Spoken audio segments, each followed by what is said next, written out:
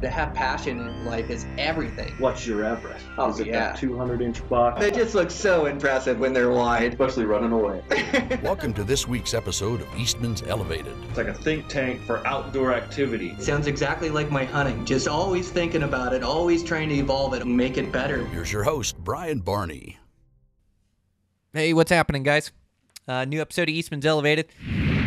We made it into November. Boy, it's been busy here. November Muley Rut. I just got back from an awesome trip with my daughter where we did an adventure hunt, and she was successful, and so that was a ton of fun, and I got some really good hunts coming up. Going to be hunting muleys out here with my bow for about a week or so, and then got a Ohio whitetail rut hunt coming up, and so some fun things coming up for me, but want to make sure I get these podcasts out to you guys each and every week. So this week my guest is my buddy Ryan Williams. So Ryan Williams is probably, I think I say this right in the beginning of the podcast, but one of the best hunters that you guys have never heard of. And I think these guys just exist in every different spot across the country that just, he doesn't have social media. You know, he sends me a picture if he harvests something, but he's just a great guy and a great hunter. He works really hard. He's a family guy.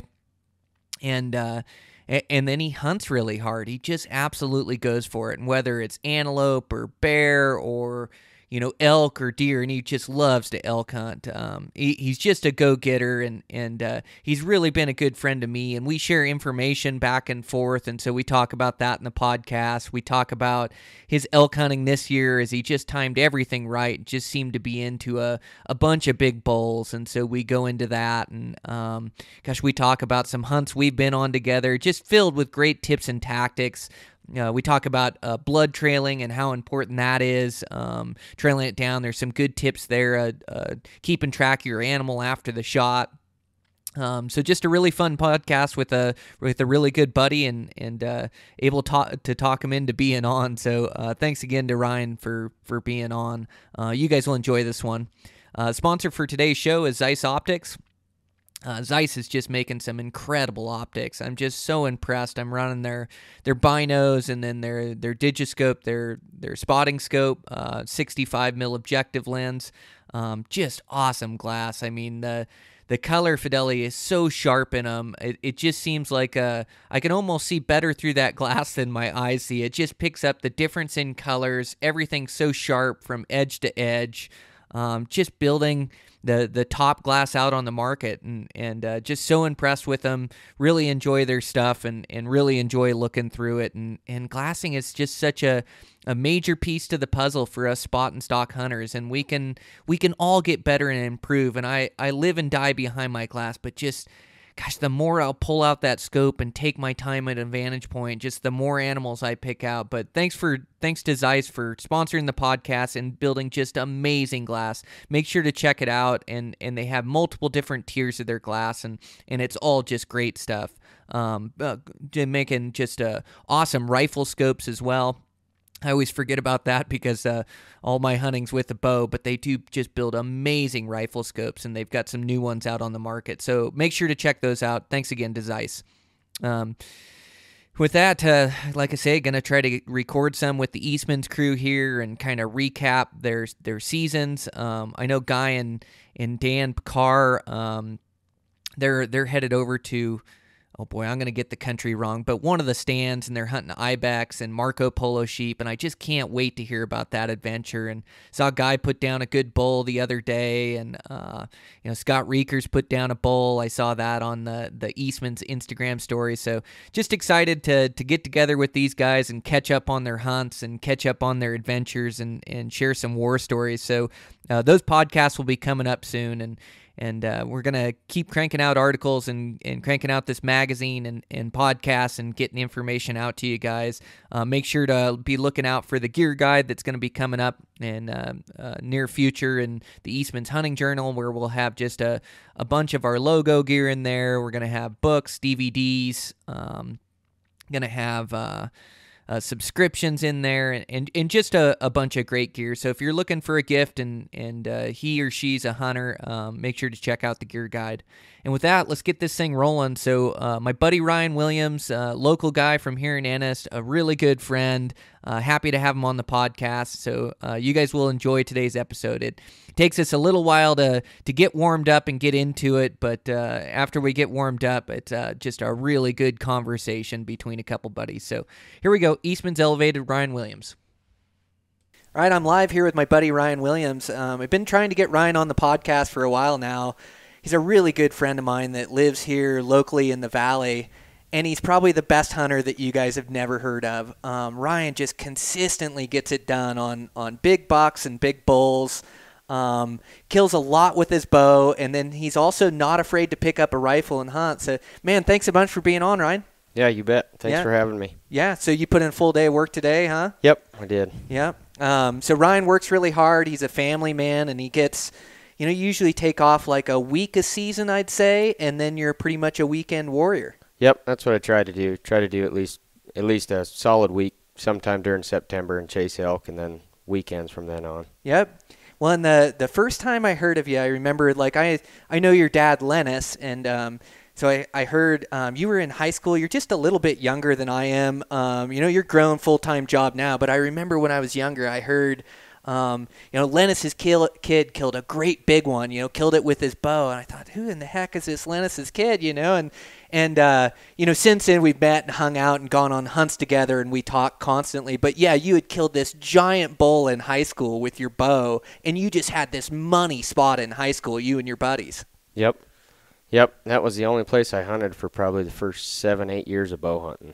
Yep. There was just elk everywhere. Didn't have to go anywhere else. And big bulls, too. A lot of big bulls. Yep.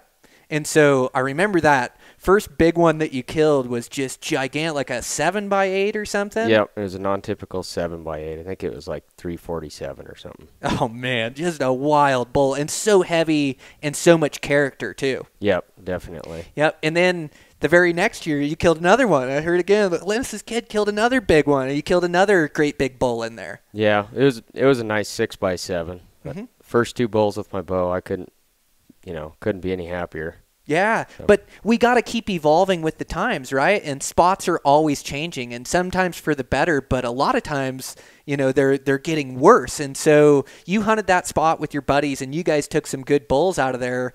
But and like you say, you hunted that place exclusively for the first 7 or 8 years of archery bow hunting and killed some nice bulls. But then you had to branch out. There was getting to be more hunters in there, less elk. Yep, definitely. When we first started hunting it just seemed like there were so many elk around. Those guys wouldn't drop, that 800,000 feet of elevation to get into any of those spots where the elk were. A lot of times they'd just sit on the ridge and watch them. They wouldn't walk down there. They just wanted them to come up. So, young kids, we were just, full of energy. We didn't know what it took to pack one out that far. We were going to go for it. So we'd drop down in there, and for a long time it was that way. And now everybody, wants to backpack hunt and backcountry, and it's gotten pretty popular, and everybody hits it harder, and they all want to be successful.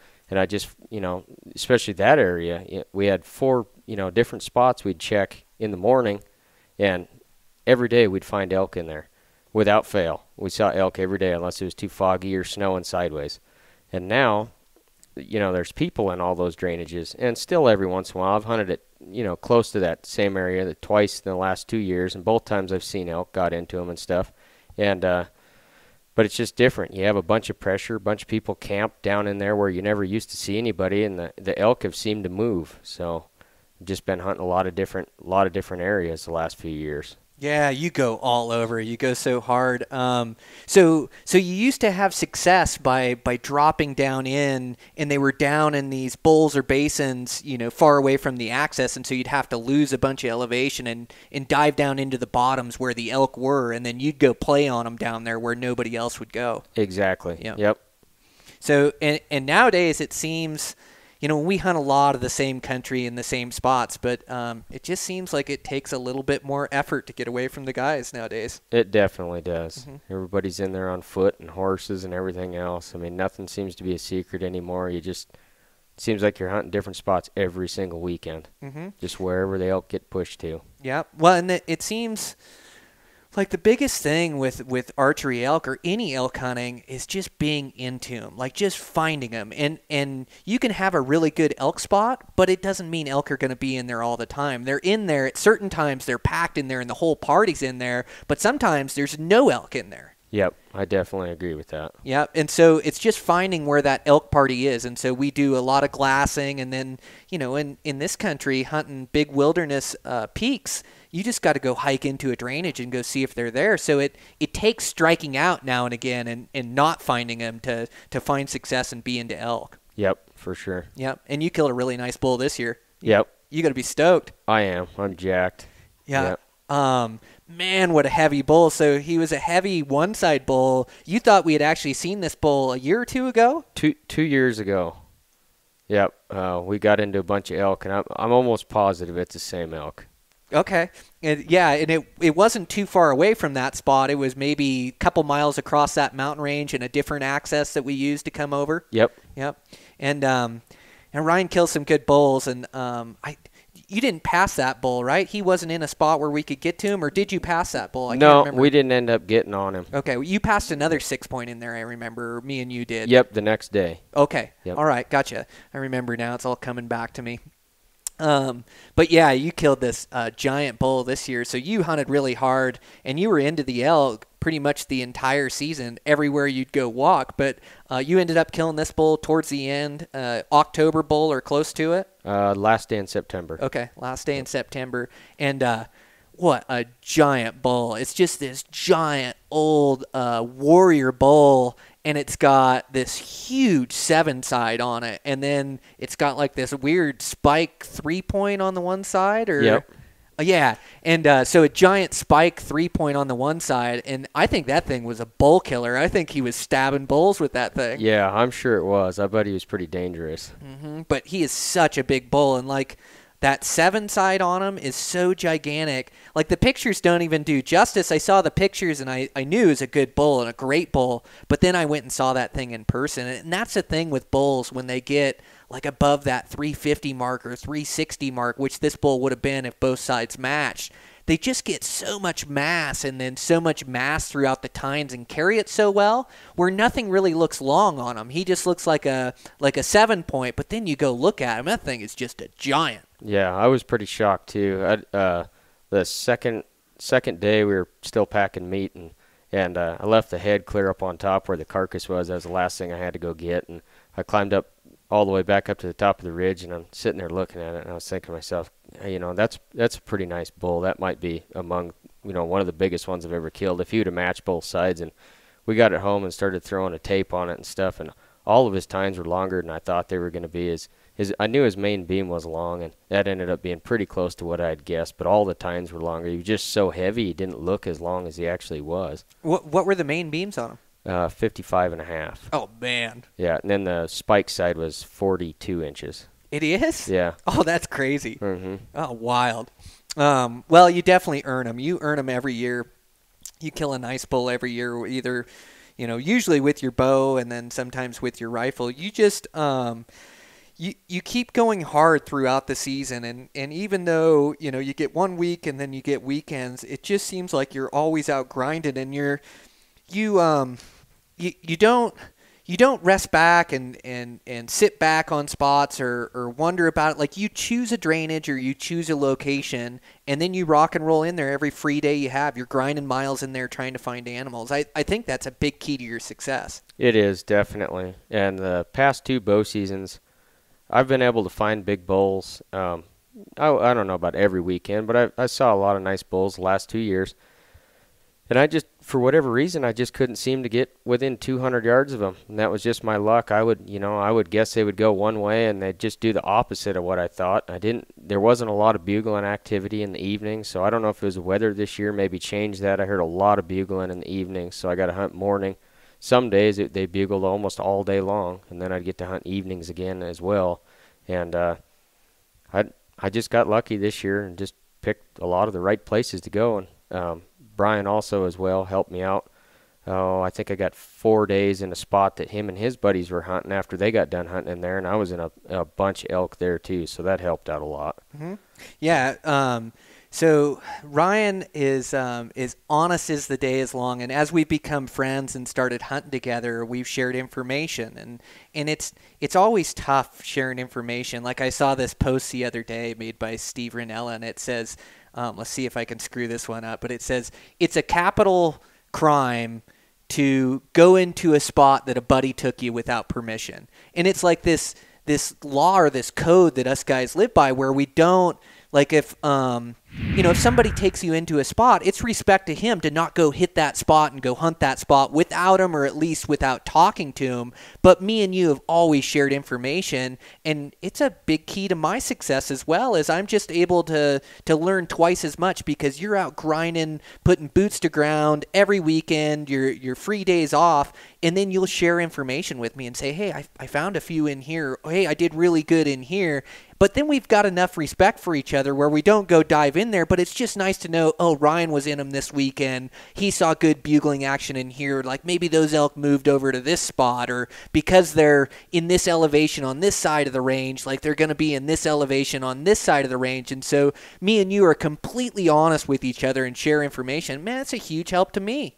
Yeah, definitely. You got to have buddies like that, especially on this public ground. And sometimes, you guys have different schedules, and one guy can take a few days in the middle of the week or whatever, or I've got a weekend most of the time. So if Brian can go in there Monday, Tuesday, Wednesday, or whatever he can do, he may as well be the one going in there and getting on the elk than, some other guy that's just got lucky and got in there. So well, and it's tough to build that trust with somebody too. Like, just that I can always trust that, you're gonna look out for me and not ever step on my toes, and and I'm always pulling for you to succeed. But it's tough to build that trust, and like some guys, all my buddies are really honest with me, but you're honest. Like if you miss a bull, you tell me you miss a bull, or if you mess up, or if you spook them, like there's no ego involved when you talk to me or give me information or tell me stuff, and that's what I like so much, is that I can just trust it, 100% of the time, that I know that's what you saw up there, and I know that's where you were. I know you're not,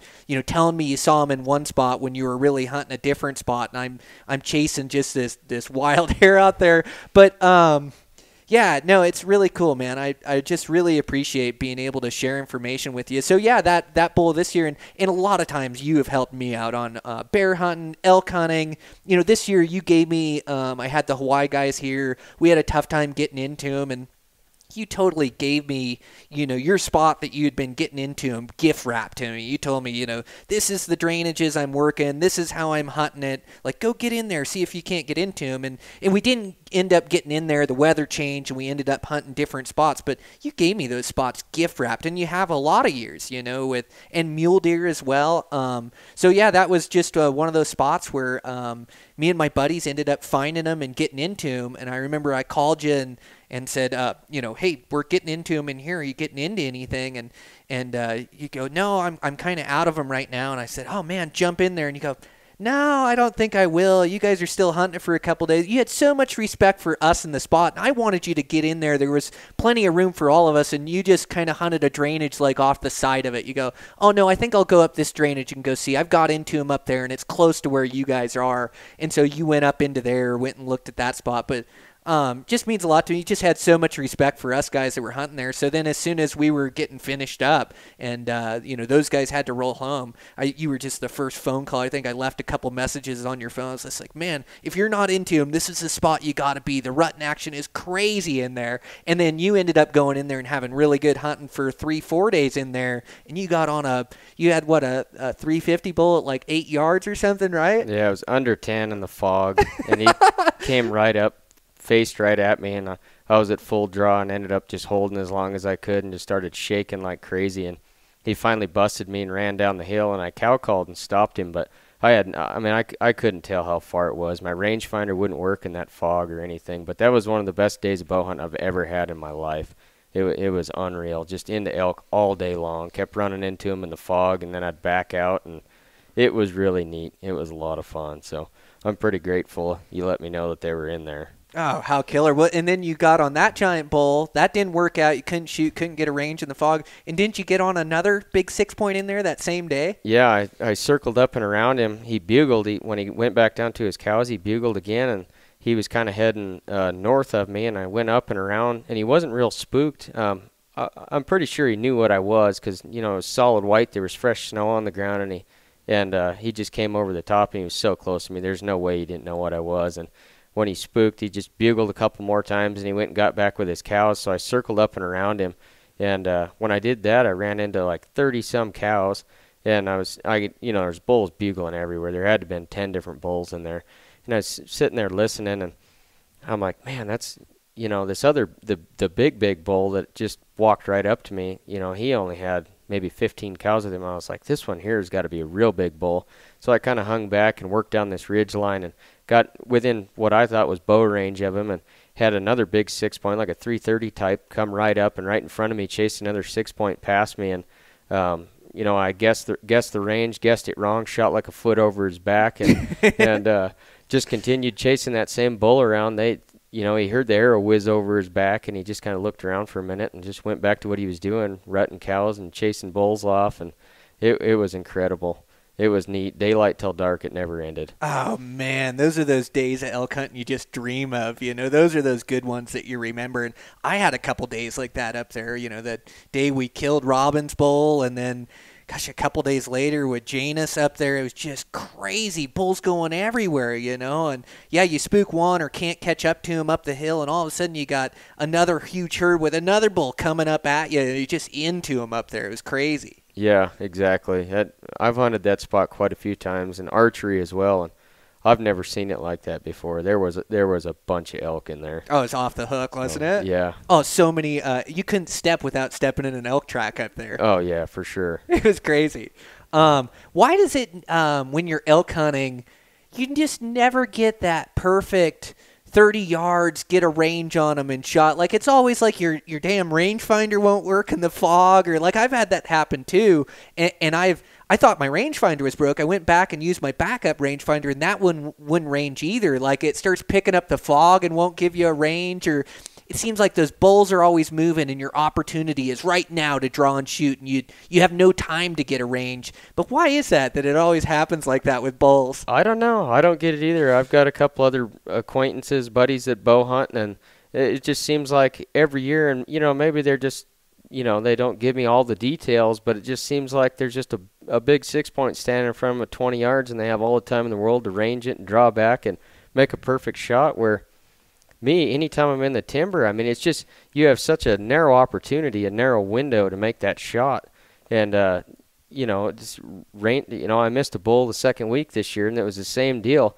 The thing had no idea we were there, feeding straight to us, and thermals right in his nose. I couldn't believe it. I mean, it just doesn't happen for a big 6-point very often.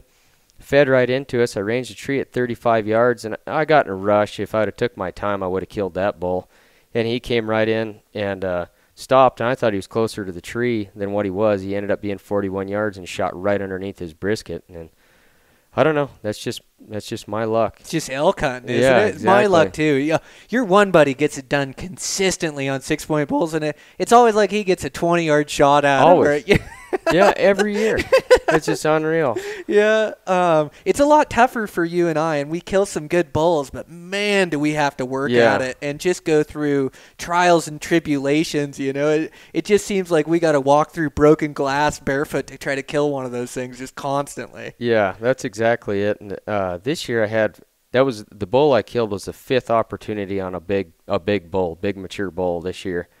And I don't normally get 5 opportunities. And actually, that was a Saturday when I got my bull. That Friday night when I got off work, and I was pretty worn down and tired, and I took a week off or whatever. I ended up losing 14 pounds in a week of hunting, and I had gotten sick, so I was starting to get over it. I was just exhausted, and I was thinking to myself, well, there's no way I'm not going elk hunting tomorrow, but man, what is the chances I'll get close to another shooter bull this year? And I'm just thinking, maybe it'll just be a rifle season thing. I don't get 5 opportunities at big bulls in a year. Sure enough, that very next morning, didn't think it'd happen, and ended up arrowing a big one. Oh, that's all it takes. Same thing with mine. I was going to go on this elk hunting trip and had a cameraman showing up, and it was just like, I just got to be out there in the morning. Like, the more you're out there, just the more you get lucky, the more you can make things happen. I was just out there for a morning trying to sell film. I mean, that's a total shit show out there. For me to get it done out there, it was a lot of luck, but it's just being out there, isn't it? And going for it. And you got to believe in the spots you're going. You can't half-ass hunt them, but it's just being out there, and you just create luck, it seems like, or you just bump into animals and you just run into them, and stuff just happens. But you have to believe, and you do a really good job of that. Is like when you go into a spot and you choose, say, I'm going to hunt this drainage for this day. You can't wake up late and go in there. You got to be in there before the crack of dawn. You're usually hiking an hour in the dark to make it in there or more, you know. Yep. That spot where you killed your bull is a grind in there. Yeah. I've been into that spot too. That's a grind to make it in there and be in there at the right times. But you got to give it your all, but you got to give it all your effort and just go in there like you are going to find an elk. And sure, you may not see him at daybreak, but you just got to keep hiking and keep glassing and keep listening. And it's amazing what comes together. Yeah, exactly. Yeah. Yeah, that spot that I killed that bull this year, we left the truck at 2:30 in the morning. Oh. And that was the third day I'd hunted that this year. The first 2 days, I did it 2 days in a row. I went from 2:30 in the morning, didn't get home till 11:45 at night. Oh, that is going for it. Yeah. That's just vintage you. You're just always going for it. Yep. Oh, man, that's it. Man, it's what it takes. Perseverance, is deadly. Like, you just got to keep going and keep believing. That's the key to success on public lands nowadays, I think. That's exactly it. And I think it takes a little success before you really believe in yourself, too. Oh, that's right. I was glad I started bow hunting when I did, because it wasn't the pressure that it was now. And the elk don't always act the same now as they did, 10 years ago. So 10 years ago, you could still call the things and you'd get into a lot of elk. There was a lot of guys doing it, but nobody would seem to try as hard. So it was neat to start then, and I got success right off the bat pretty much. I think it was my third year bow hunting. I killed a big bull, my first one. So I got, pretty lucky right off the bat. And then, now over the last 8 years or whatever it's been, it's gotten harder, but it's possible. Mm-hmm. And it still feels like a small miracle when it all comes together. It does, doesn't it? Yeah.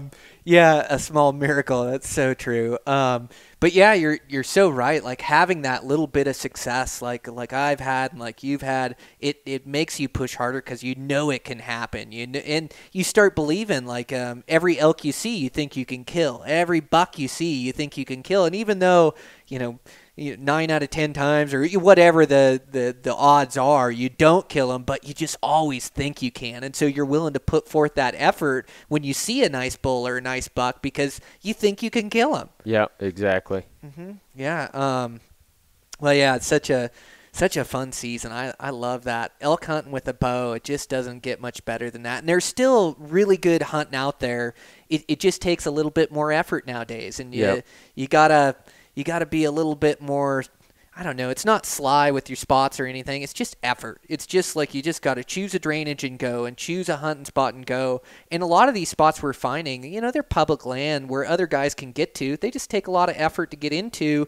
And like I say, even the best elk spots don't have elk all the time. And so guys will go into them, 1 or 2 times and make all that effort, that 2:30 in the morning, and go for it. There's no elk in there and they give up on the spot. But if you keep watching it and you keep going in there, eventually you hit it right when all the elk are in there, and that's when you get it done, like you did this year. Yep, exactly. Yeah, and you chased a great big bull in that same spot where you killed yours. You were saying one of the bigger bulls you'd seen. As far as a 6x6 goes, I think it was, top 1 or 2 biggest bulls I've ever seen in my life. Oh, man. It was giant. That says something, too, for as many bulls as you look at during shed season and rifle season and bow season. Oh, my God, did that have to be a big bull. Yeah, it was giant. I would have sawed my leg off to get a chance to try to kill that thing. Right? And I never did end up getting on him, and he disappeared. I never saw him again after those 2 days, but, oh, man, he was big. Oh, yeah.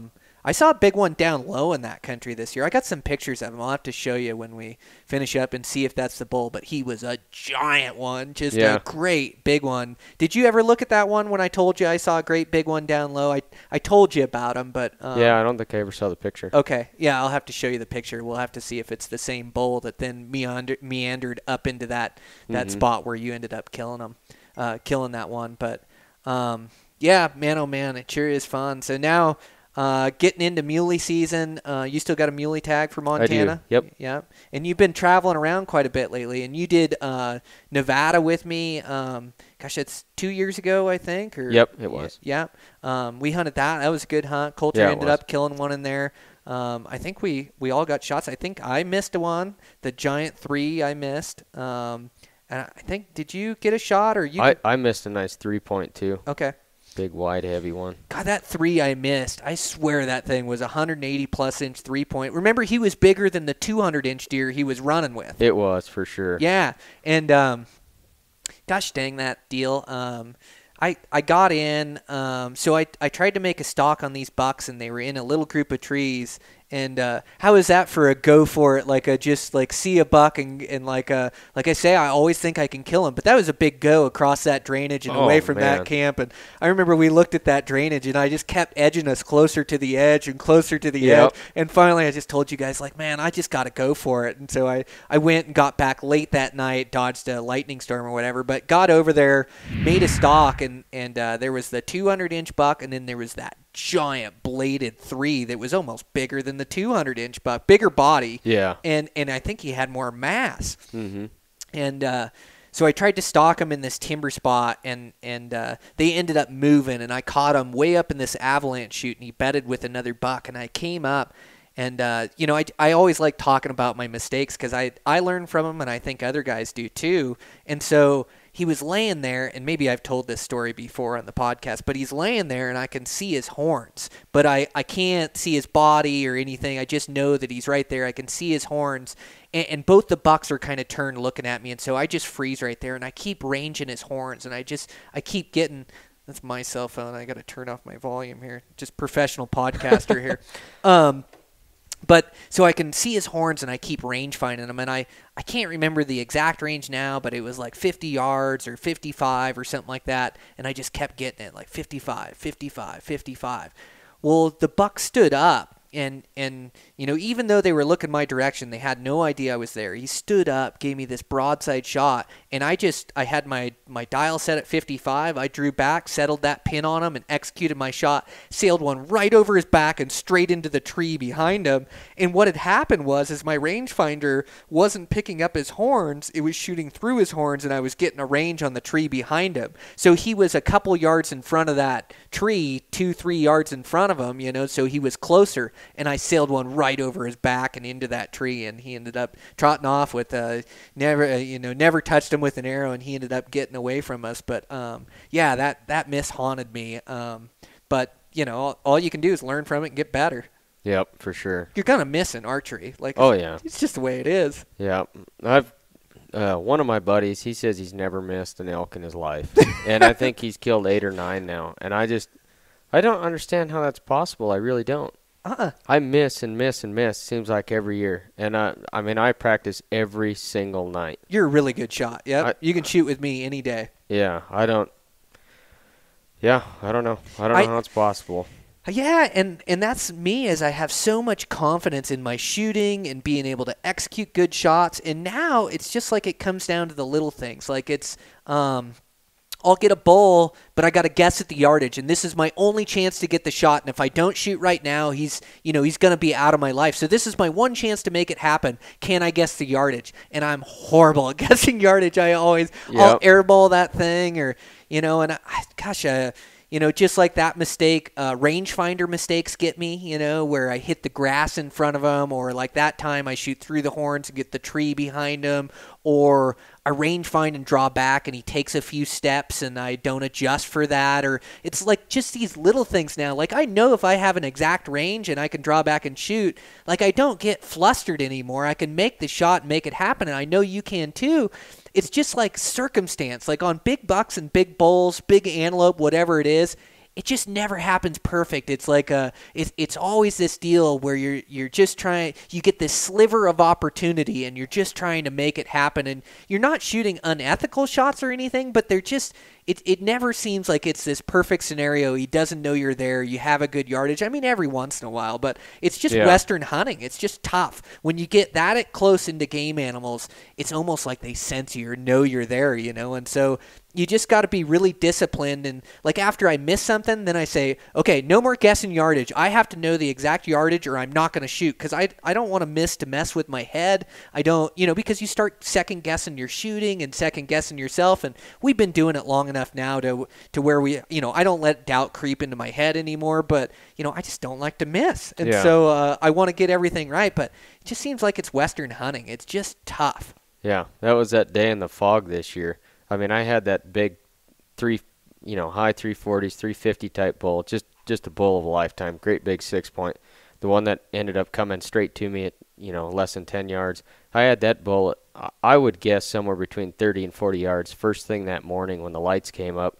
And he was sitting there in these trees raking this bush, and the cows were, they were right in front of me. I could see the eyelashes on their eyes, so they were close. And that bull the whole time, I used 3/4 of a battery on my rangefinder and couldn't get a range on that bull. It told me 21, 21, 21 every single time. And that's all it told me all day long. I could not get a range.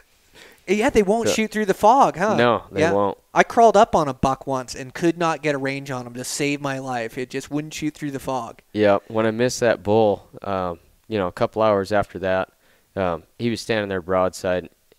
He was a lot closer than I thought he was, and shot right over his back. I was able to knock another arrow, and he never moved. He just went back to rutting, doing his thing, and I knocked another arrow, and I'm sitting there trying to guesstimate. And I was just, pretty distraught about missing him at first, because, I really thought I could judge the distance in that fog, and turns out I couldn't. And I probably could have had another opportunity at him. And anyway, he went to chasing elk or whatever. But, man, it's just tough. When your rangefinder doesn't work, you rely on it. Quite a bit. So.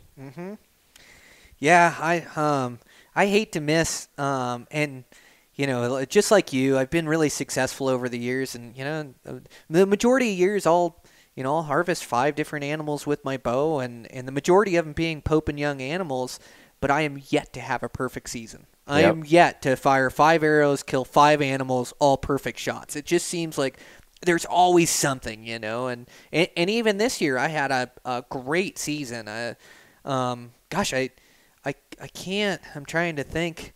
I know it wasn't a perfect season, and that bull I hit wheeled as I shot him, and I hit him back, and then I had to put another arrow into him. And so it definitely wasn't perfect circumstances. And I don't know that I could have helped anything, but you always want a perfect season. But it just seems like antelope are so small and jumpy. Whitetail, I missed a whitetail this year. I missed a whitetail doe. It matrixed my bow. Yeah. I mean, no buck fever because it's doe, Yeah. But it came out, and I think it was like 50 yards or 45, just a gimme shot, broadside. We were in a ditch, and I shot at that thing, and my arrow was coming in, and that thing turned and rolled and got out of the way of my arrow before it came there. It was an absolute matrix on that thing. So it's, I've been bow hunting for 20 years or more, and I'm still yet to have a perfect season. So I always think, next year's the year, and I have really good bow hunting seasons, but I hate to miss, but it is part of the game. Yeah, it is for sure. I missed an antelope. The first arrow I shot all year this year, missed an antelope, and the thing left these does and came right over this ridge to me. I didn't even know he was there, and came right up on top of the ridge. And you're pinned down. I'm not going to move. It's an antelope. The thing knows what I am. Basically, he's staring right at me, and I was able to get an arrow knocked and get to full draw, and I just guesstimated a range and just whizzed it right underneath him. So it's just, it's hard to guesstimate the range for sure. Yeah, Western bow hunting, and we just don't get shots like in tree stands. They're not all 20-yard shots. They're longer distances, and you're not shooting unethical shots. But a lot of my kills come 40 to 60 yards, and I know yours do too. Yep. And at those yardages, things can happen, and it's like any little mistake is magnified. When you're shooting longer distances. So yeah, it's as good as you get. You can never stop improving, and that's why we're constantly working so hard to get better. And I know even this season I've got a couple more hunts coming up, but I've had time to reflect. And I want to be in better shape. I want to shoot better. I want to spend more time with my bow, more winter leagues. Like I just want to get better for that crunch time, like that giant bull you saw.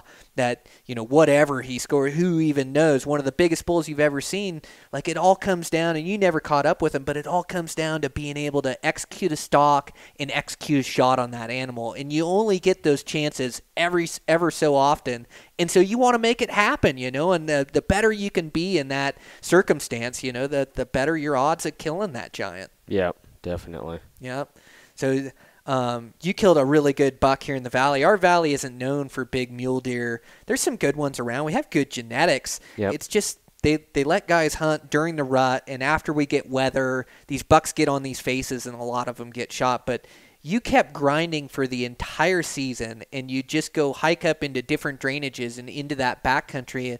It seems like mule deer can winter higher than elk, and you were into a lot of does, but then you ran into a giant heavy-horned hammerback in their local buck that you were able to shoot. That was pretty cool. Yep. Yeah, that was pretty awesome. That week it was I think I ended up getting in the second to last day of rifle season that year.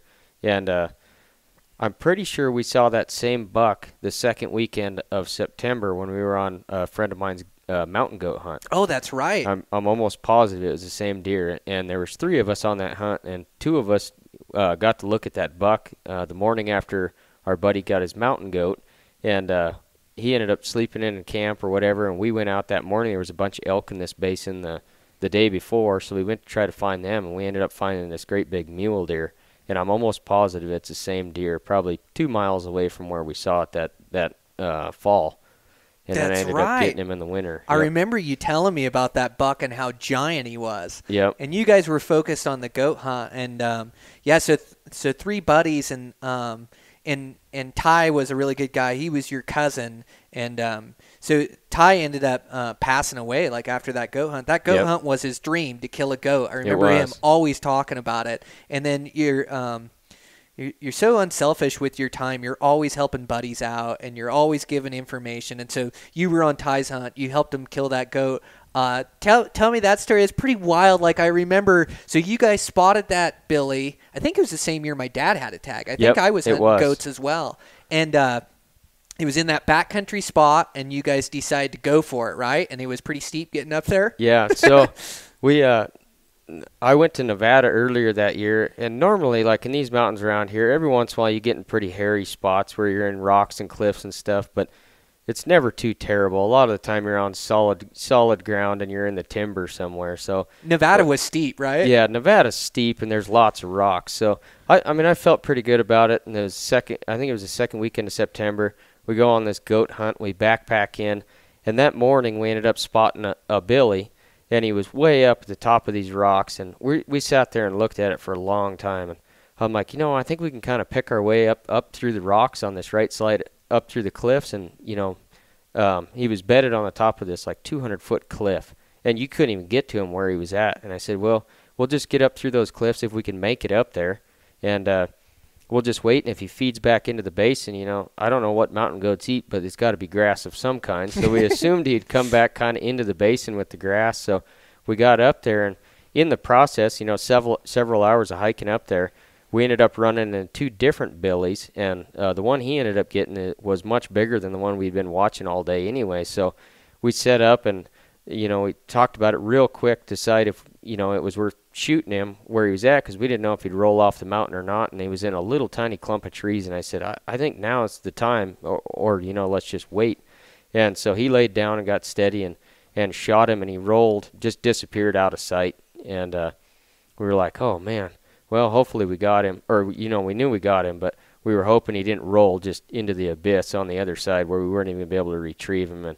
And we go walking down through this canyon and get up on the other side, and he stopped on the very last tree before, 1,000 feet of rock all the way to the bottom of this canyon, and cliffs and everything else. So we got really lucky on the deal, and we got to him, and it was evening by now, and I'm looking on the other mountain range across the valley, and the sun's right at the top of the mountain range, and I said, man, we got to take pictures quick and get this thing broke down. So we started skinning him, got him all skinned out and boned out. I threw all the meat in my backpack, and he was messing around getting the hide rolled up where he could try to get it on his back, solid and everything. And finally the sun dipped down behind the other mountain range, and I said, I got to go, man. I said, I'll just keep my headlamp on, and I'm going to get over to those cliffs so I can figure out how we got back up here. Yeah, because so you went up like this avalanche chute, but it was solid cliff all the way across this band, and you found a way up to the top and got up there, and then worked your way across. You guys shot the billy, so now you want to make your way back across and find that same chute you came up, because the chute you came up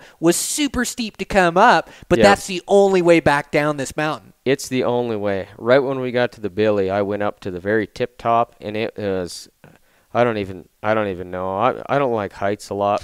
I know I walked up about 3 feet from the edge and it started shaking. I mean, it was 1,000 feet vertical, straight down. And I walked over to the edge on the other side, and same deal. It was just cliffs all the way around it. And I was like, well, that's our only option. So we get it broke down, and we get it loaded in the packs, and I take off, and I'm walking as hard as I can to get back across this thing so I can find that chute that we came down through all the cliffs. By the time I got there, it was completely pitch black. And a buddy of ours, we had talked to him earlier in the day, and I was committed to this mountain goat hunt. And when we got up in this basin below these mountain goats, there was a really nice 6x7 bull with a bunch of cows, and they were bugling like crazy. And we decided we're just going to stick to the mountain goat hunting. And so I called my buddy that morning, and he was actually working on a Saturday, and I said, hey, if there's any way you can get up here, you should come up here. There's a bunch of elk around, and we're trying to hunt these mountain goats. And he said, well, yeah, I don't know if I can get off or not. I'll see what happens. So later that day, I called his brother, and I said, do you know if he's coming up here or not? And he said, yeah, he is. He left like 3-4 hours ago.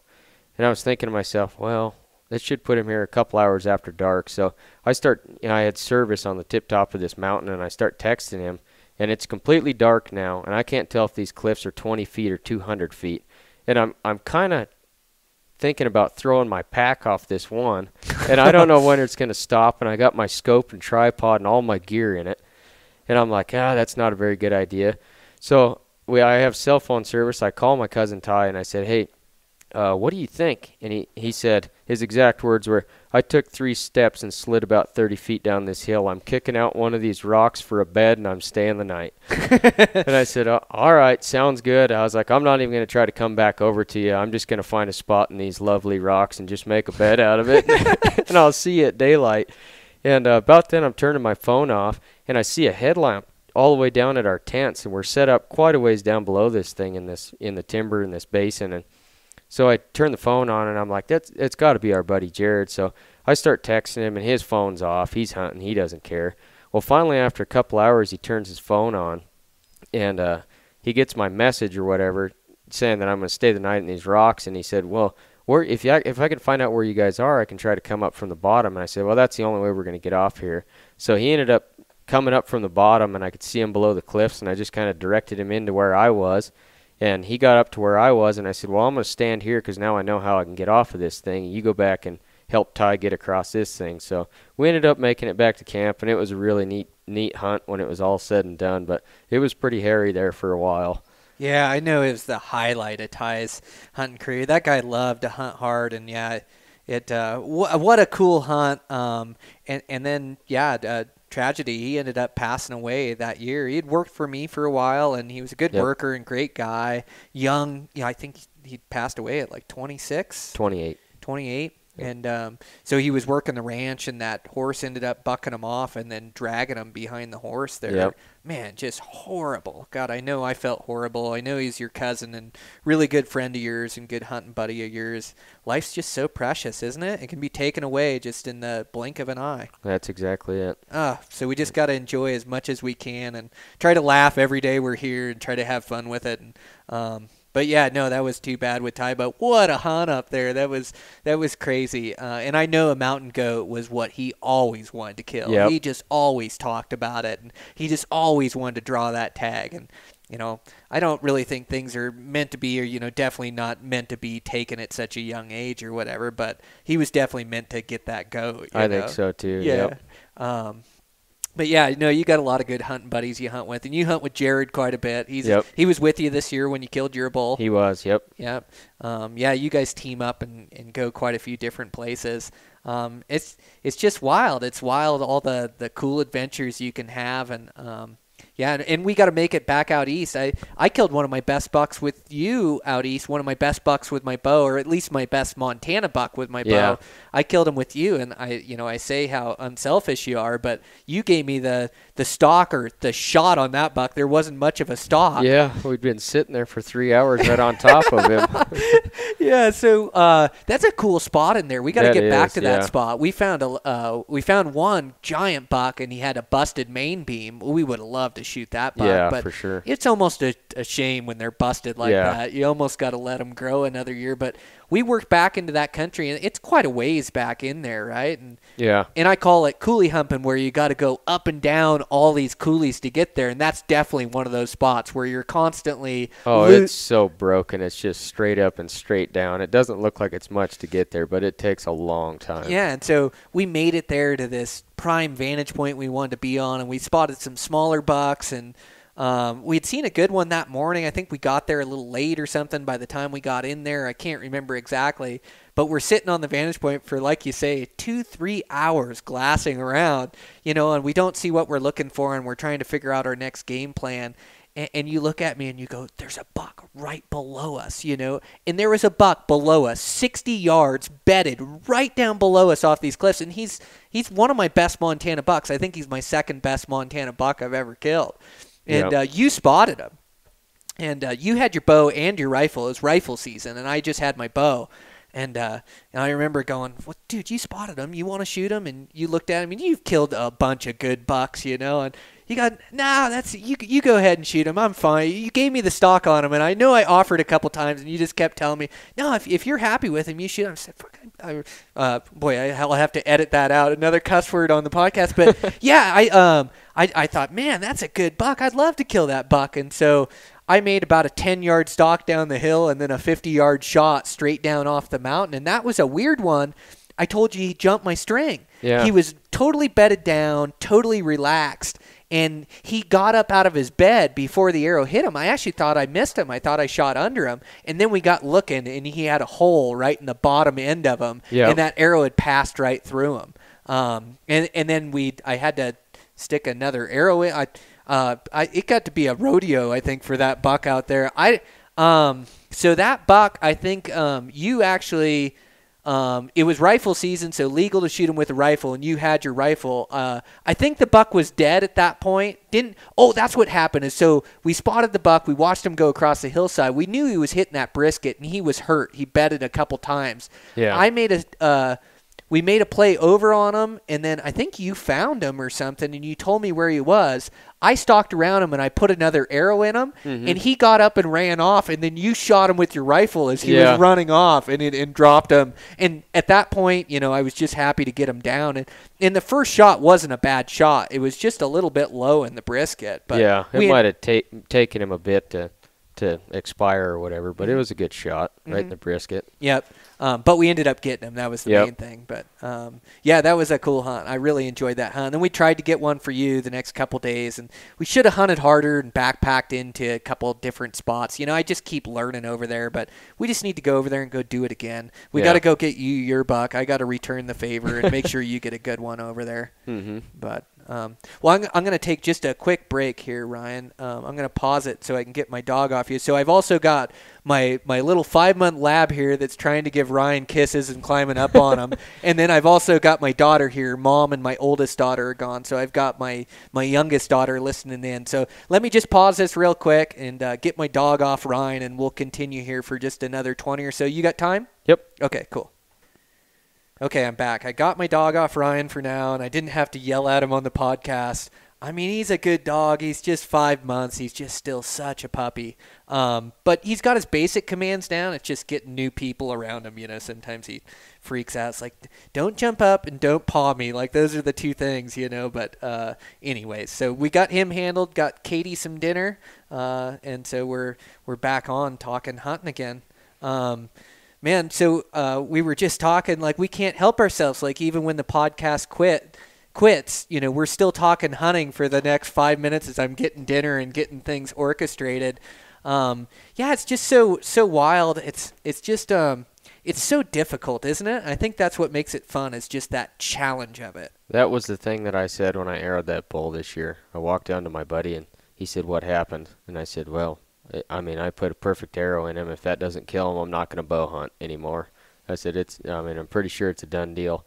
And, I just sat there, and at that point I was shaking pretty bad. And I told him, I was like, most people would look at this and just look at the misery and all the cold weather and the snow and all the, stuff that goes along with it, and they'd be like, there's no way I'm doing that.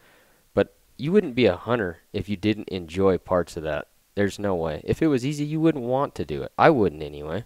Man, it's the challenge. It so is. That's such a great way to describe it. Like when it all comes together, and like when you're talking about it all coming together, I can just feel these emotions flooding over because I know what you went through this year. I know what your opening day, what your next weekend, what your week off being sick, like you say, 2:30 in the morning to 11:30 at night. Like I know the grind you put through, and like mentally, you know what else is tough is when you get really close. Like you were saying, what are my chances of getting 5 close encounters on 5 big bulls in a season? It's never going to happen. It's almost like after you get that close encounter with that giant buck or that giant bull and it doesn't come together, no matter what happens, whether you miss, you didn't get a shot, you're that close to your goal and you've worked so hard throughout the season, and you almost, like that's when you're at your lowest low, is when that falls apart. You go, well, how in the heck is that ever going to happen again? I've been doing this for 25 days to make this happen, and it just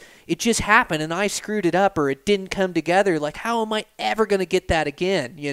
Like that's like your lowest low, where you almost got to just pick yourself up and just keep hunting. And some years you get 5 close encounters, some years you get 0. Yep. And I think that's where the success part of it comes into it. You can look back at prior years and you can say, well, I did it then. I can do it again. When I used to bear hunt, the first 3 bears I killed was the very last day, the second to last day, and the third to last day. And then the biggest bear I ever got with my bow, it was my 4th bear. I was almost convinced that I was going to get it the 4th to last day of the season. That's just how it worked the 3 years before. And I ended up getting it mid-season. I was like, well, yeah, I guess it was worth going then. Dude, so you never know. Right. You are such a good bear hunter. So you've killed a bunch of good bears and went so hard for so many years. And lately, you do other things. You're hunting sheds and hunting wolves, but man, so you haven't been hunting bears the last couple seasons. So you just been feeding me information when you're out in spots and just, oh yeah, I saw one here and saw one there. Man, you got to hunt those things again. Those things are thrilling. And that last chocolate you killed, oh my God, was that a big bear? And with your bow, and tell me the story again. So you were close to that thing. Like you thought it was a grizzly, and at one point you went, oh, that's a black bear. Oh, I'm gonna shoot it. Yeah, I was already in bow range when I saw the thing. And so you went for a long hunt that day, right? And I know the ridge you hunted up, and you went way back in there, didn't see anything. That's bear hunting, right? Yep. Well, so that weekend or maybe a week before, I was in there and I ended up seeing that bear. I'm almost positive, just a big chocolate bear. And that year I wanted a color phase. I'd killed 3 blacks. I wanted a color phase, and I saw that one and it was just huge. It looked like a milk cow standing up there. And I took off after it, and when I got there I ended up seeing 3 jet blacks. And I was starting to doubt myself, and I was like, there's no way. I definitely saw a big chocolate, and I never saw it again. And the night that I got it was actually, I worked that day, and I'd been going, this was the middle of spring bear season. I'd been going 20-some days straight, every day on the weekends, and then every night. And that time of year, you get till 9:30 at night before it gets dark, so you don't get home till 11:30 most nights. So I was pretty tired, and I was going to head home, and my buddy that I was working with actually said, well, if if you don't go, that bear is going to be right there. So I went home, and I sat on the couch, and I was like, I can't do it. Grabbed my stuff, headed out the door, went up, and I did probably a 2-3 mile loop, and I didn't see any bears that night. And I was hiking back down the drainage, and I was getting actually pretty close to the truck. I don't know, 1,000 yards from the pickup, maybe a little farther, and I saw a little elk shed laying there, and I was like, well, I better grab that. And I walked over, and it was real brushy, and it was real noisy. There was branches everywhere, and I was just making a bunch of noise. I knew that there wasn't a bear there. I walked over, and I was right on the edge of this steep ravine, and I grabbed that antler and looked straight down, and there was this huge bear just laying there on his belly looking at me. And I'm like, holy cow, that's a big grizz. So I started to take off my backpack. I was going to grab my video camera. I was going to sit there and video for a minute. And I got to thinking, I was like, man, maybe I better look at that thing a little longer, make sure it's not a black bear. So I'm looking at it at like 55 yards through my binoculars, and finally I was, pretty confident. I'm like, that's just a huge black bear. So I slipped down the ridge like another 5 yards and drew back and made a perfect shot on it. Thing went up over the ridge and started pouring rain. Blood trail was gone almost immediately, and I saw right where I'd hit him, there was good lung blood. So I knew he wasn't going to go anywhere, but I was kind of confused because he turned and went straight up this really steep ridge. And normally an animal shot in the lungs is not going to do that. And he went straight up and over the next side and down through a creek that was just roaring spring runoff, like 3-4 foot swells. Just barely made it across the creek and expired on the other side. I almost lost it forever. So. Oh, he could have went down that creek and went quite a ways down. I'd have never found it. I would have never looked in there. Yeah. Yeah. Just that is so wild. That was such a big chocolate. Such a great bear. Yeah, you got to start bear hunting again. That was so much fun. I like it every season, and I know you did too. You just killed a bunch of good ones, and I know you're shed hunting and wolf hunting and doing different things. But yeah, you're a good bear hunter. That's fun. I do enjoy it. There's something pretty thrilling about sticking an arrow in something that wants to chew on you. Yeah, well, and they're so... it's such a high degree of difficulty, and like I may end up seeing 30 a season for 30 or 40 days of hunting, but you'll go days without seeing those things, sometimes 4, 5, 6 days, and then you have a day where you see 3 blacks and a giant chocolate and you put an arrow in them, you know, you're just into them. One of the things I wanted to talk about, so the rain and blood trailing, like blood trailing is such a huge part of bow hunting, and I don't think I've talked about it much on the podcast. But I think when you shoot something with an arrow, like you need to mark the spot where you shot them and then just track that thing as long as you can see it with your eyes, picking out landmarks. Like, don't lose your mind in that scenario. When you run an arrow through something, the most important thing you can do is, where did I hit that thing? Where was he standing? Where did he run? And you try to watch him. Where's the next rise he went over? And then it's a tricky situation. You know, most of the time you're pretty good to just hold back and not rush in and spook that thing and see. Sometimes you go, gosh, I can just make it to that knob and then I can glass right where he went in.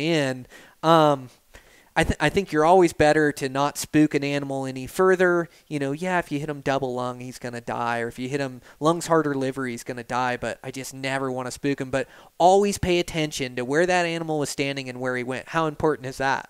Very important.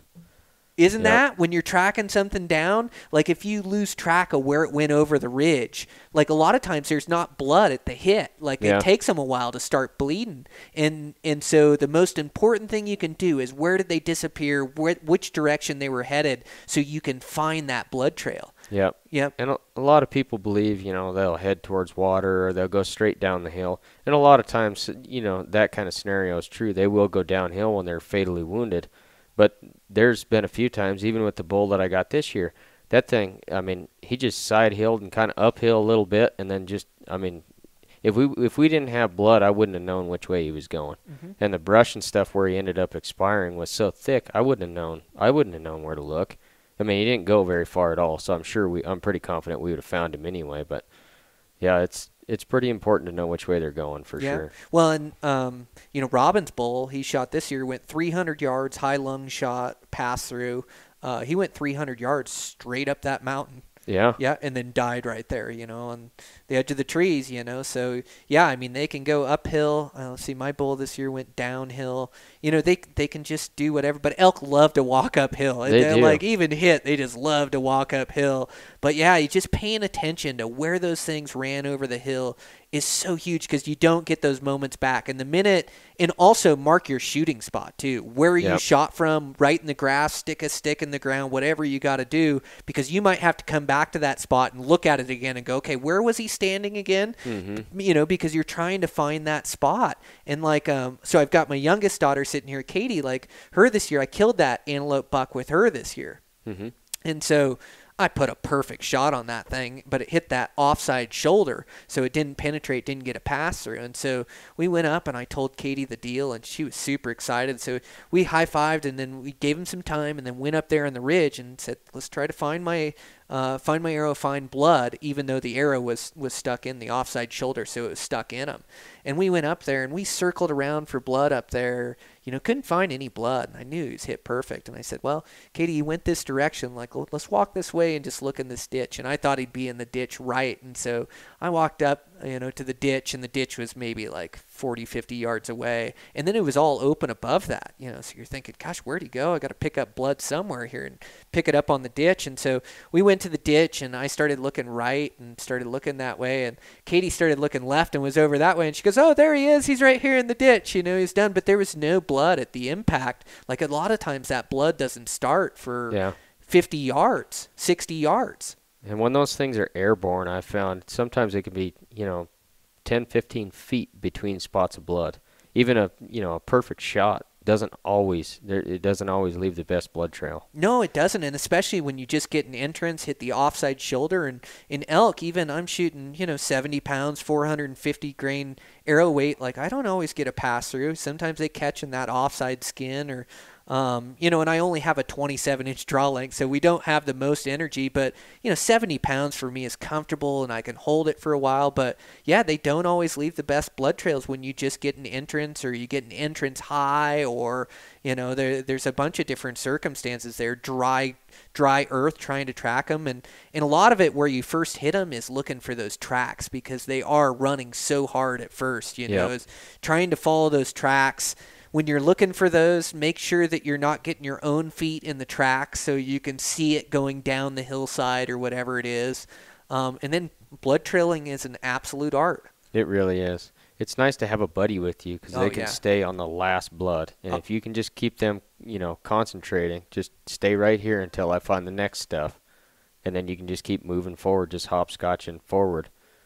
And you generally recover them. Yep. No. That's exactly right. Yeah, I use that technique too, where you have a back tracker and a forward tracker, and sometimes we'll even switch off no matter whose animal it is. But the back guy's job is to stay with last blood until the front guy can kind of wander in front and find it again. Yep. And then you'll hopscotch again. Okay, I got blood. Come up here. It's a big part of bow hunting is being able to blood track down, and you get good at it where you can, you'll have periods where you can't find the blood trail and you're just following dry dirt and you know that thing's tracks going through.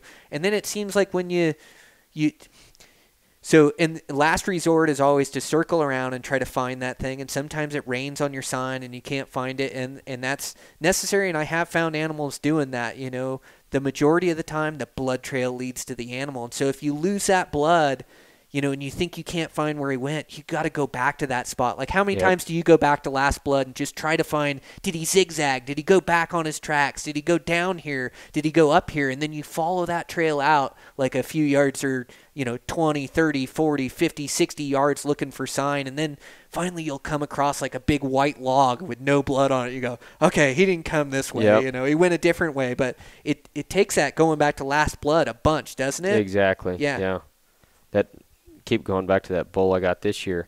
We wanted to give him over an hour, and I knew the shot was perfect, but it was cold that morning, and we knew we were going to get a bunch of rain later in that evening, or in that afternoon, evening, and we hadn't got it yet.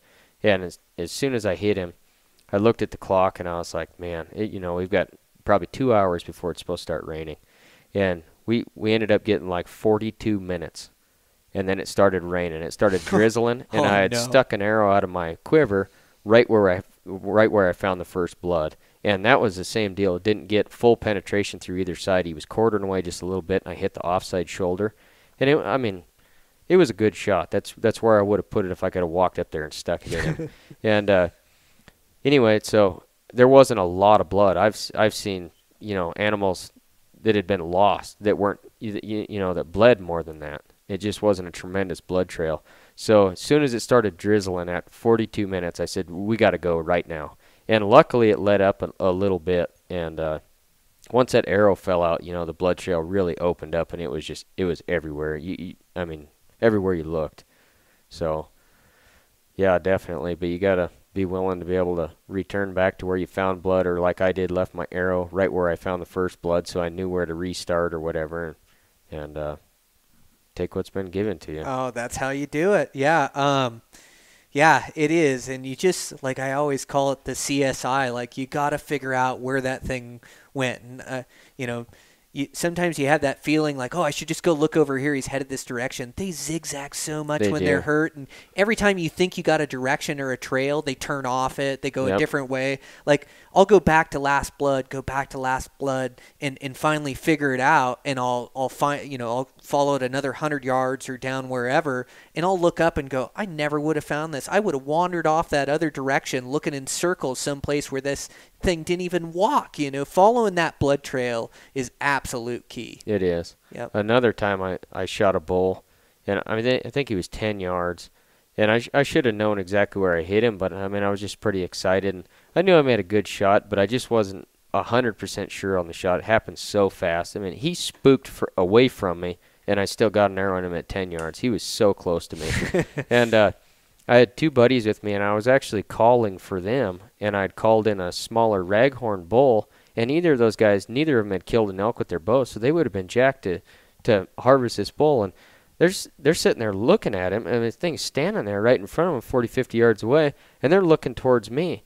And finally I looked back, and here came this 6-point, and he came right to the call and came right up to me, and I got an arrow in him, and he turned and ran off, and he was just plowing through the sagebrush. His head was just right in the dirt, and he was just, he was on his death run. It was, no stopping it. And those guys came down, and they're like, we need to go find him right now. And I said, could you see where the arrow was? And they said, no, but, there was blood started right behind his front shoulder, and this whole side was completely covered in blood. And that one was right through both lungs, and it was blowing out of him either side so hard that there was no good pools of lung blood. It was just a mist everywhere. And we actually looked, and by the time we started looking, it was dark. It was in the evening when I got him, and we started wandering around, and I'm like, you know what? I'm just going to come back tomorrow. I was like, it was a pretty lucky deal, and it was a downhill pack. And I said, I'll tell you what, you guys go hunt for your guys' elk tomorrow. I'll come in and find him, and I'll get him butchered up, and I'll get him packed back to the truck tomorrow. And they're like, well, we'd like to find him tomorrow or tonight, so we could help you. And I said, well, I'm not unsure of the blood trail. I was like, I'm just going to come back in the daylight tomorrow. Well, I looked at my hands and my arms and my pants. They were covered in blood, and it was such a fine mist that was just blowing out of each side of him.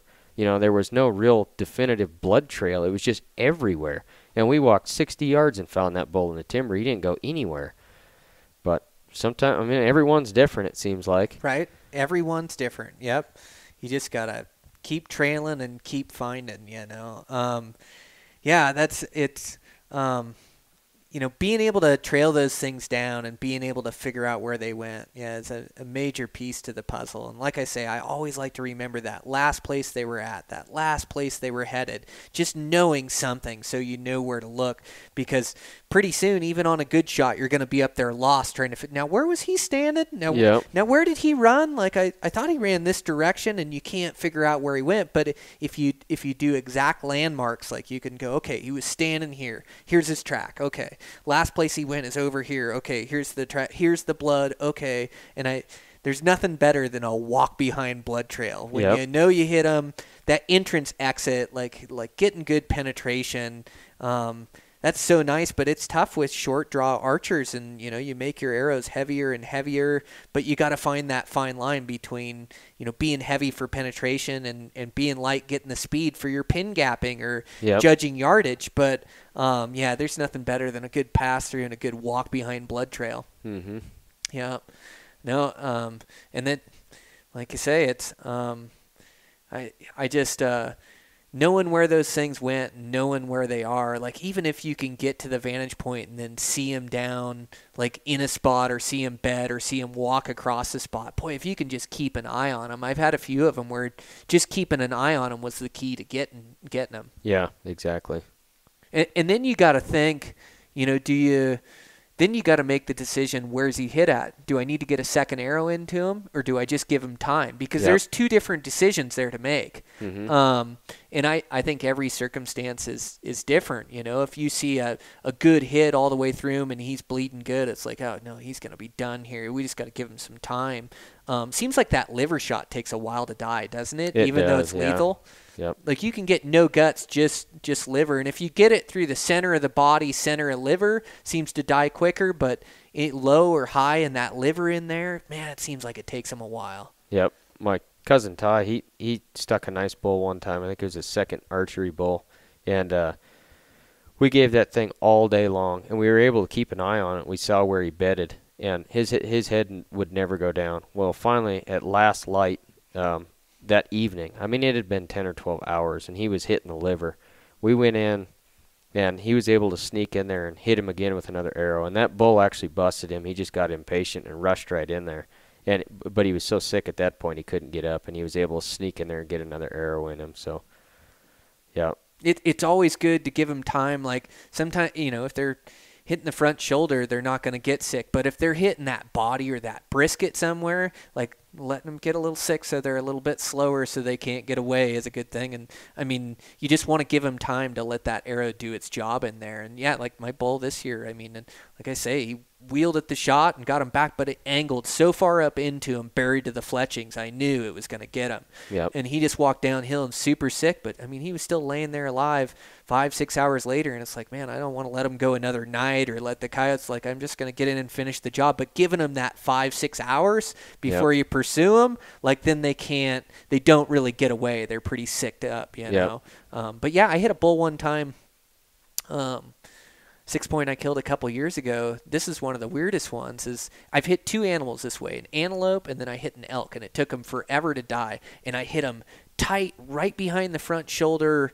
I like you were saying earlier, if I was going to walk up and stick an arrow in them, it's the spot you'd stick an arrow. But some way at the shot, or they quartered to, reacted to the shot, but it comes out low on the liver on the other side. Uh-huh. And that low on the liver on the other side, right behind the front shoulder, halfway up the body, on the entrance. And I had a bull that, I'd started trailing, couldn't find good blood, and it was right at dark. And I said, I'm going to leave him tonight. I'm going to let him die. And sometimes you got to make that decision, whether you trail him at night or you leave him. And it's dependent on, how cold it is, what the weather is. I mean, you got to look out for coyotes too, but it was the right decision on this bull. The next day I started blood trailing down, and he had only ran 200 yards. He was still alive the next day. I had to run another arrow through him.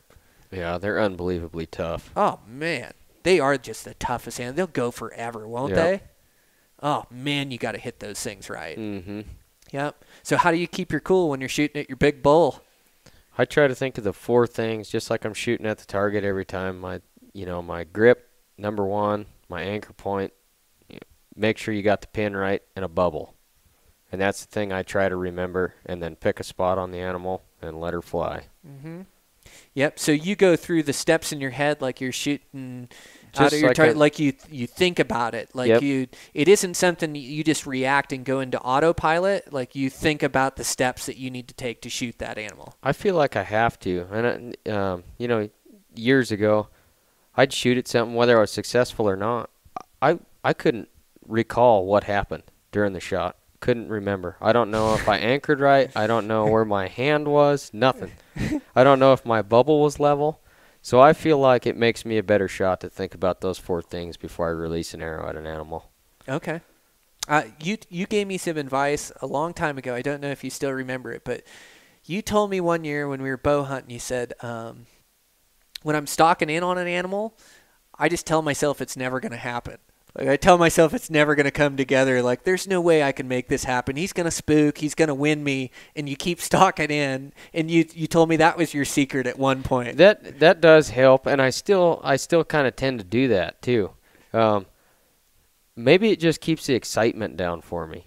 That might be it. Yeah, I don't know why, but you told me that one time in passing a bunch of years ago, and I always remember that, and that always comes up. And I always think it's going to come together, but you're right. It kind of calms you down to go, I'm going to give this thing everything I got, and I'm going to stalk in. If it doesn't happen, it doesn't happen. I'm just going to enjoy it. But for some reason, I always remember you telling me that and that quote. I'll think about that when I'm on stalks and things. I do think about that too. Nearly every stalk. And a lot of bow hunting is disappointment. and you just got to keep pushing through it. But every once in a while, it works out. So you just got to go in there with the mindset, don't get too excited. Nothing's a guarantee in archery hunting, especially. Nothing's a guarantee in rifle hunting either. But you just go in there and try to keep yourself calm. Whatever you have to tell yourself to, try to make a good shot. Yeah, that's it. Yeah, keep yourself calm. Yeah, and you gotta. No shortcuts on any stock or any move on any animal, but I mean, you're right. That is the majority of the time, when it happens. Yep. Yeah.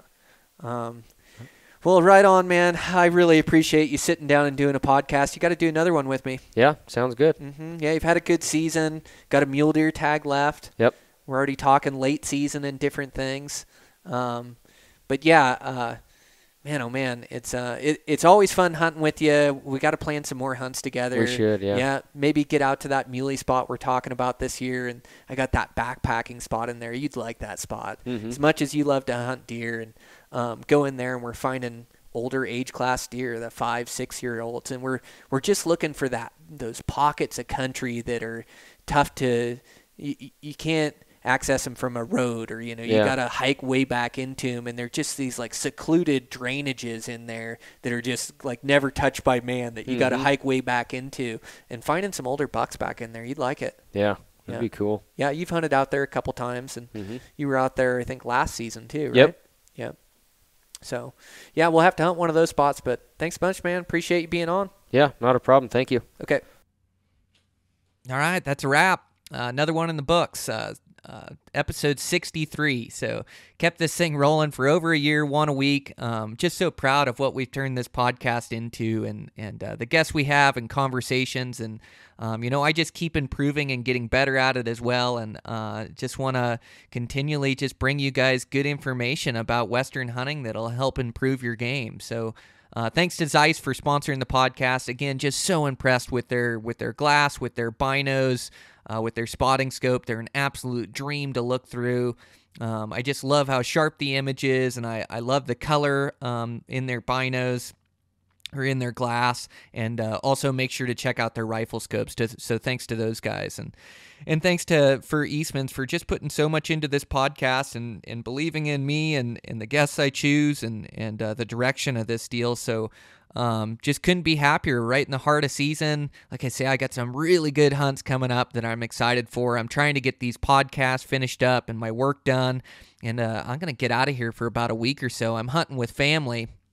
I got a uncle and a cousin that are coming out. They've got a mule deer tag. I've got another uncle with a mule deer tag, and then my dad, and then a family friend. So we're going to do a big wall tent camp and split up each and every day. I'll be hunting with my bow out there. I'm really looking for that next level of late season muley for me. And it's during general rifle, and it's with my bow. So it's a high degree of difficulty, but gosh, I see good bucks every year. So I just got to hold out this year. And it doesn't have to be a super giant. I just want, one of those bigger, older, mature mule deer. And this has been my goal all year long, is to kill a really good November mule deer. So I'm going to be looking hard. I definitely got some bucks on the hit list from last weekend going down with my daughter, and we filled out pretty early, and then she hunted with me and took pictures for me, and she's just a trooper. She can just put on miles, and we just had a lot of fun together, me and her. I just really enjoyed it, and got a couple plays on bucks, and I passed a buck that sometimes I would shoot, like a 3 or 4 year old, decent mature buck, and I'd gone after this tall one, this one that I really liked. He had huge back forks and really heavy and dark horns, and worked all the way around him and came over the top, and I had his does just filter out at 45 yards, and I didn't want to come over the top too far and expose myself, so I just let him come, and then all of a sudden I see the buck, and he's coming, and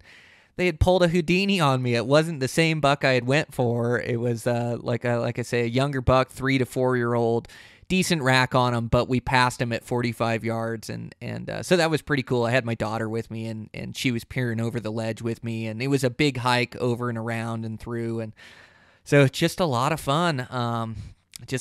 Really looking forward to this November rut hunt and trying to get a good buck down with my bow.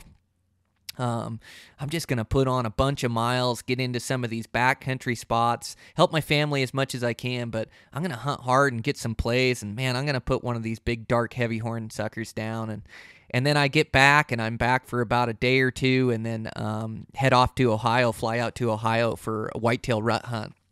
So really looking forward to that one.